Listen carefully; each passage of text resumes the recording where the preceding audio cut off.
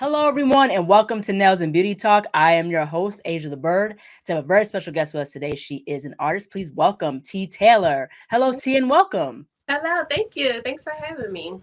Yes, absolutely. You're most welcome. So I want to go ahead and get started by asking where you're originally from and tell us a little about your upbringing. I'm originally from West Philly, and I grew up in West Philly with my grandma, who is well, I lost her this year, but she's a well known watercolor artist, and Mm-hmm. she got me started into doing art. And my mom and grandmom and rest of my family nursed that. Right. That's really, really cool. So what was like your school experience like as far as like grade school, college, and things of that nature? Well, middle school, I was severely dyslexic, which is another reason why I leaned towards art because I couldn't keep up with the class. Um, Mm. but later, my mom entered me into what is it audition for Creative and Performing Arts High School.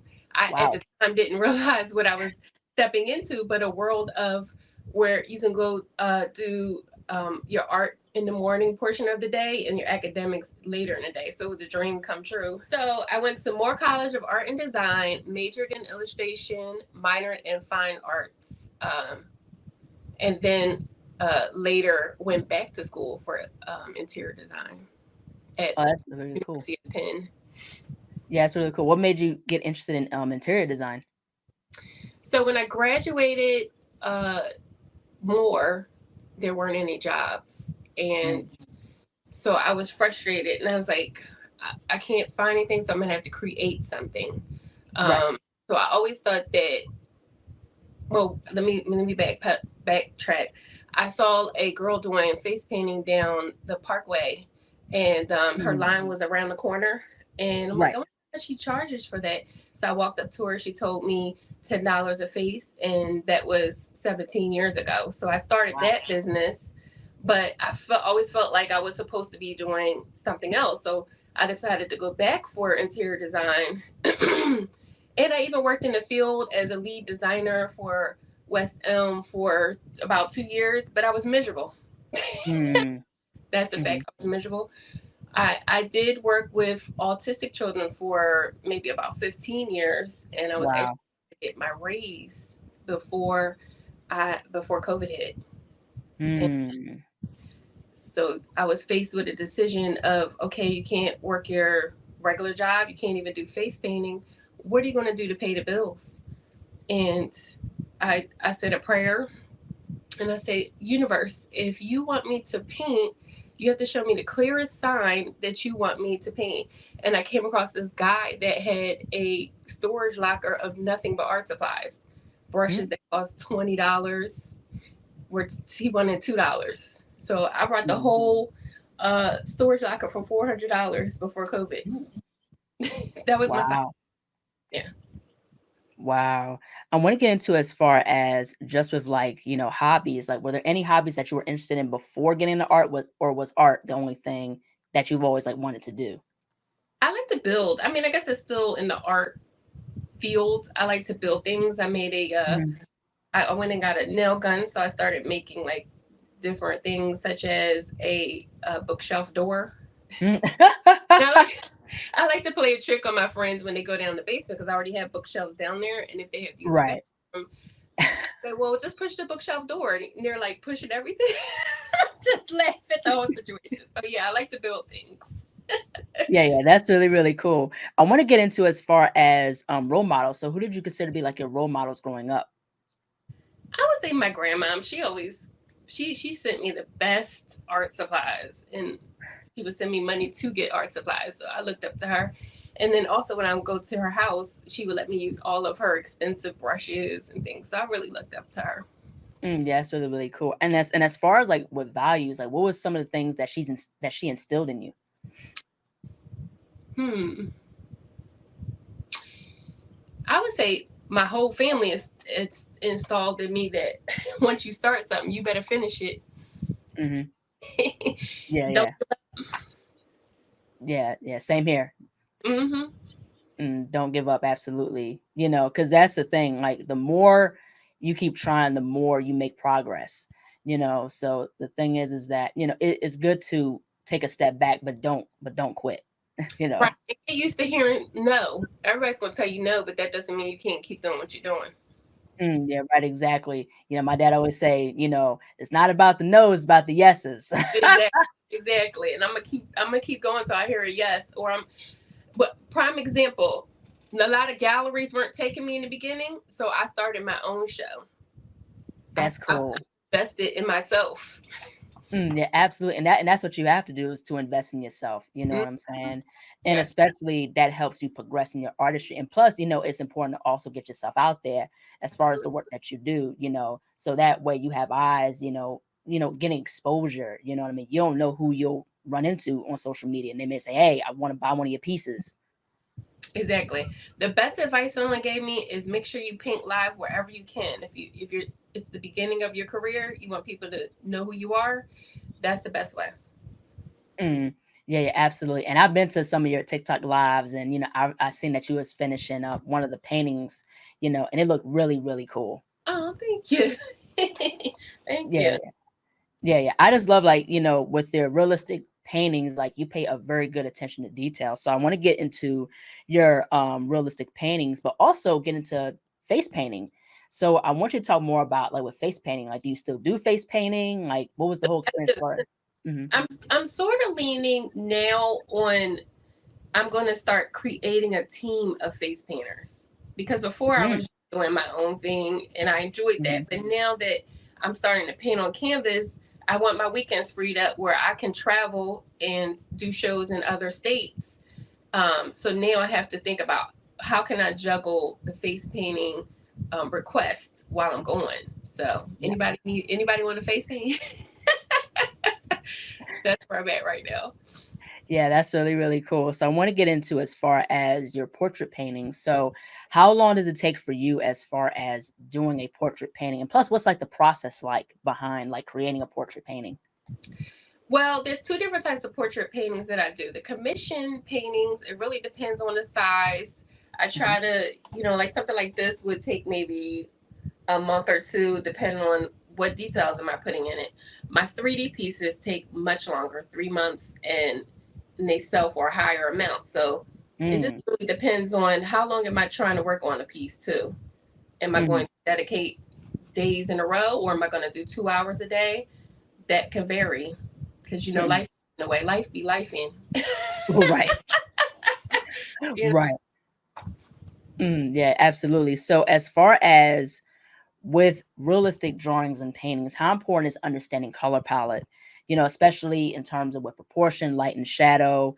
Now, and also too, as far as what will be some of your tips as far as understanding those aspects of portrait painting and drawing. if I was talking to a new artist, and I hear this a lot on TikTok, they ask me how do I learn how to blend. You have to take a color theory class because I could look at a color right in front of me and I can mix it. But if you that doesn't come to you, you have to learn how to do that. And a lot of the stuff I had to learn over time, uh, as far as proportions and drawing realistically. Take a life drawing class. Invest in yourself. If you are really interested in learning anatomy, dive right on into it, and don't be scared because you're not going to be perfect at first. I can show you some of my drawings that I first started with out, and it looks a mess. I'm just being real. Yeah, yeah, yeah, that's so understandable, and that's the thing. Like, I went to SCAD, which is Savannah College of Art and Design, and the first year you get into, or the first year before the next year you get into your major, anytime you get into your main major, is you take foundation classes, whether it's color theory, of course it's art history, Mm-hmm. but it's life drawing as well. Life drawing, you have to do a ton of drawings, understand the proportions and Right. faces and things like that. So Yes. yeah, And I so had pieces where I could not get it right in that moment, and I put it away. 6 months later, I have done studies like let's say I'm struggling with a hand. I did a hand study, and then I can go back to that piece and right. make it what I wanted to make it. And when I first started it, so just got to be patient with the process. Yeah, absolutely, most definitely. It takes a lot of patience, especially, it takes years also to develop your own style as well. You know Hmm. what I mean? Taking what you've learned and developing it into your own. And Exactly. so that's the beauty with art, because everything, every style is different and things like that, Yes. And the thing is with life drawing, I remember going to life drawing class, you had to do like 200, I think, drawings or something like that. Hmm. Looking at different, body figures and drawing it and things like that. Croquis Cafe, I used to look at videos of Croquis Cafe and do like the faces, if the person's doing poses, practice drawing poses and things like that. Hmm. Yeah. I, Yeah, so yeah. So the pose drawing, can definitely help in things like that. And I'm still learning, and building my skills. So constant learning, yeah. constant. So I agree. You're always, and I go to YouTube a lot of times and I look at the hyper realism artists to see what techniques they're using that maybe Hmm. need to work on. So it Hmm. you just never it's a never ending learning process. Absolutely. I want to go ahead and talk about your exhibition. So you have done your own art exhibition showcasing your work. So for someone who wants to hold their own exhibition, what are the ins and outs of creating an exhibition for one's work? So I felt like the first thing that I needed to do was establish a location. And the best way to find a location if you don't have a whole lot of money is reaching out to new business owners that are trying to drive traffic to their establishments. Right. And the best way to do that is word of mouth. Ask your friends, and someone recommended me to a beautiful location, Myrtle Jean Lofts in Germantown, and also, geez, I forgot the last. She's gonna kill me. I forgot the name of the other one, but they're in the same building, and Mhm. they allowed me to use two rooms. I was lucky with two rooms, and Wow. I somehow bumped into a wonderful girl. Her name is Dayana. She was my assistant, and Mhm. I reached out and had a bunch of other workers, which I definitely recommend that you hire people to help you with that.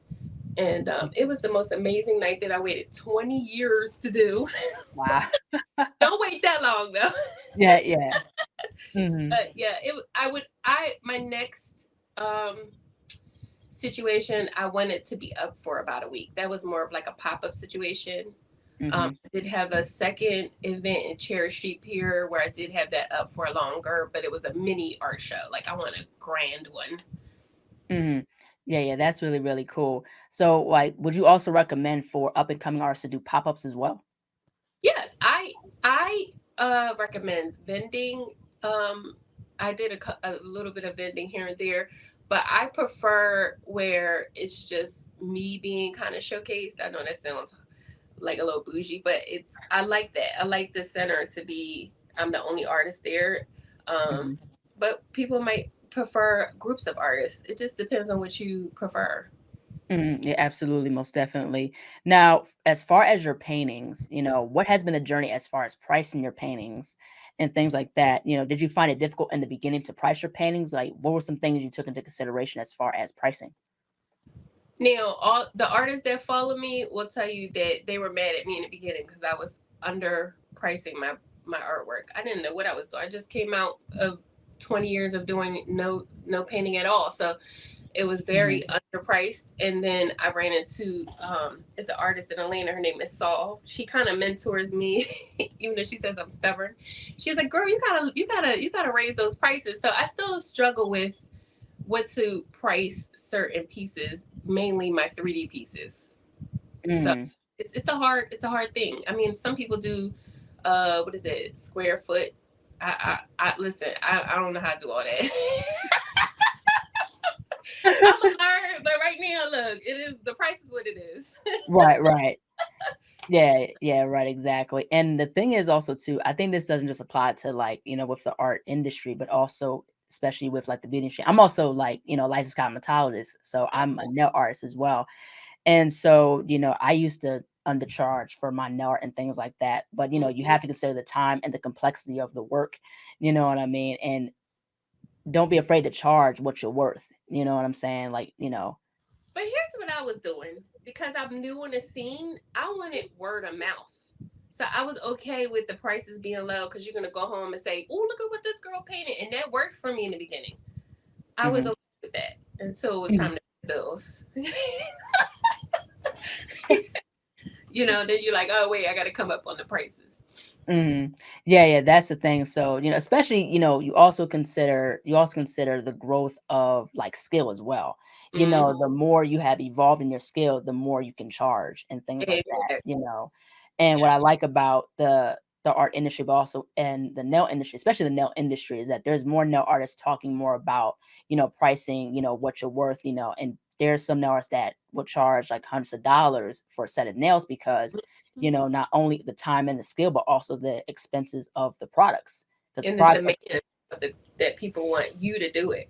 yeah, Yeah. yeah, right, absolutely. And that's like with being, like an artist or illustrator, animator, it's like the stuff that goes into investing in, art materials, art supplies, Hmm. especially with these digital programs such as, Photoshop, Illustrator, the Adobe Suite, as a Yeah. whole. Very expensive. Yes. Yeah, so those are things, that go into that in terms of pricing. Exactly. I agree. I want to go ahead and push forward and talk about the art scene. So, how can you describe the art scene and how big it is as far as the art scene in Philly?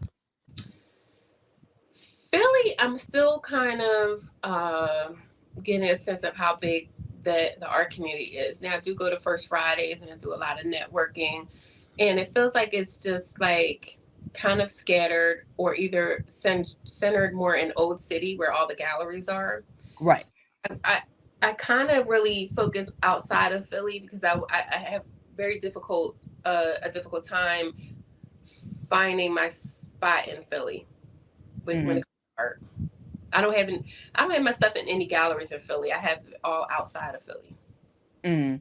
Like, what in terms of galleries? Like, what galleries do you have your work in? Like, as far as outside of Philly? So I had my stuff in the Wisconsin gallery, Mahogany Gallery. I have it now in Maryland at the Wellspring Manor. It's like a bed and breakfast mansion. Um, Ooh. I went to Art Basel this weekend, so I am reaching out to more galleries. But it's hard for me to hold on to a lot of pieces. So I'm like showing them pieces that already were sent. So I need to work on And that. I'm in Maryland too. I live in Maryland, and Oh I yeah. went up. Yeah, Oh, yeah, you I gotta go live there. in. And I have about 6 pieces at that location. You would love it. Yeah, yeah, I gotta go check it out. That's really, Yeah. really cool. Now, where's some like your favorite art brushes and art paints to use for painting? So if anybody's interested in finding out what type of brushes that I use, I actually, if you go to my Instagram, which is Taylor TAYLORED 2 underscores faces, you could click up in my bio and it'll take you actually right to all of the stuff that I order off of Amazon on my wish list. It's because I'm not gonna remember the brands. There you go, cheat sheet. Yeah, yeah, yeah. That's cool. That's so understandable. So, if you had a top five list of your favorite artists, who would they be and why? Okay, so I was thinking about this. It's not, and I don't have like a favorite artist. I love so many, but I Mm-hmm. love these artists because their work ethic and their drive is like blows my mind. Okay. Hmm. So the first one is Jeremy Biggers. Actually was Hmm. so excited because he was at Art Miami, and I walked forever and ever that day, and I was like, nope, I'm gonna walk some more and go see his painting. It's amazing. He does this dot art.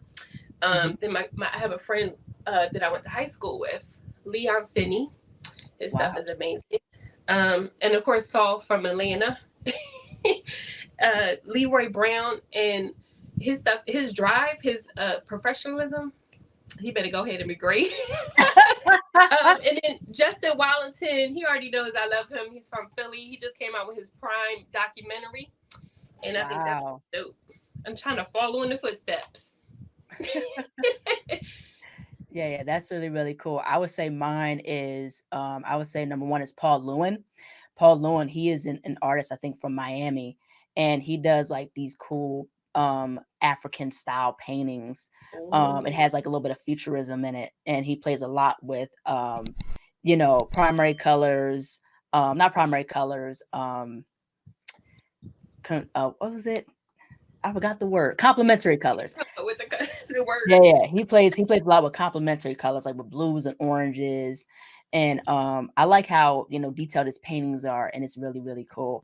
Another artist I really like is King Saladin, he's from Philly, Oh yes, and yeah. He was at I think it was at Black Boy Art Show now. I'm not sure. Okay, I might be getting her confused with a different king, but go ahead. Yeah, but King Saladin, he's a black artist, and his stuff is really really cool. Like that graffiti style. I like how his signature is, colorful, but also it plays tribute to the money bear. You know what I mean? So I like how he has that bear symbol in his work and things like that. And it's Oh, just really now really I know cool. exactly who you're talking about. Yes, yes. I got him confused. There's a couple kings. Yes, I know exactly. He had a show not too long ago downtown, and I was gonna go to it. Mm. Yeah, his work is very, very cool, very, very awesome. The third person I would say is King. I forgot his name. I think it's not King Cobra, but it's this other artist. Her name is Tina Yu. Tina Yu is a sculptor, and I interviewed her on my podcast, and she's really, really cool. I love her sculptures. Her Oh, sculptures cool. absolutely beautiful. It's really, really cool. Another one, number four, is Kirby Rosanes. He's an illustrator. He's from the Philippines, and Mhm. his work is black and white, pen and ink. Very detailed. There's a lot of stuff going on in his work and things like that. And the fifth artist, I got the name now. His name is Mad Cobra, and Okay. so he's a video game style illustrator. Oh, wow. I like how he plays with that vintage style of video games and doing different characters and things like that. So those are my top five. Okay. Yeah, some of those people so I can check them out. Yeah, yeah, yeah. I'll definitely send them to you. So I want to get into as far as mental health and everyday life. So how have you been able to balance being an artist with everyday life and mental health? I would say it was difficult at first because I'm used to going to work every single day. Right. So I think what I'm doing now is setting myself to a routine where I get up, like walk on the treadmill and then take the dog for a walk. You have to Mhm. have a schedule to keep your sanity. Right, right, right. And then also, I always tell people they have to do commissions. Don't just continuously do commissions back to back. Squeeze in your own artwork so that Right. I can have fun with your piece. And it helps you when you go to send your work to a gallery. You have some pieces that are yours. Yeah, right. Absolutely, most definitely. So I want to get into this other question. Where do you see yourself in 10 years' time? Do you see yourself still doing art, or do you think about like venture into something else possibly? Oh no, I still see you doing my art, but I want to see an expansion. Like I want to do Mhm. accessories and see my things in stores and or see my Mhm. stores or sneakers on movie sets. I'd see. Cool. Yeah, Yeah. and even the documentary. Why not? Mhm. Yeah. Yeah, yeah, We'll come back documentary. to this conversation. You like, remember what you Yeah, said? yeah, yeah, right, exactly, yeah, most definitely. Last but not least, where can people find you on social media, and how can people support you and your work? I am on Instagram and TikTok under the same exact name, Taylor, Taylord, two underscores faces. That's plural faces. I picked the name Taylor Faces in honor of my dad. Yeah, that's really, really cool. Well, thank you so much, Tisha, for jumping on the show. Your work is absolutely great. Thank Your work is absolutely amazing, very detailed. I love how you play with color, you. and you have whoever you're painting, stand out, and you have like these cool, colorful backgrounds. So it's Thank really, you. really cool to see your process. Thank you. Thank you so much for having me on the show. I appreciate it. Yeah, yeah, absolutely. Your work is absolutely incredible. Take care. See you later. Hello, everybody. Thank you all so much for watching. Please like, comment, share, and subscribe to the channel. Be sure to click the bell for notifications. Also, follow me on my social media platforms and visit my website, ASIATHABIRD.com, and be on the lookout for more interviews to come very soon. Take care, stay healthy, and stay beautiful. Bye bye.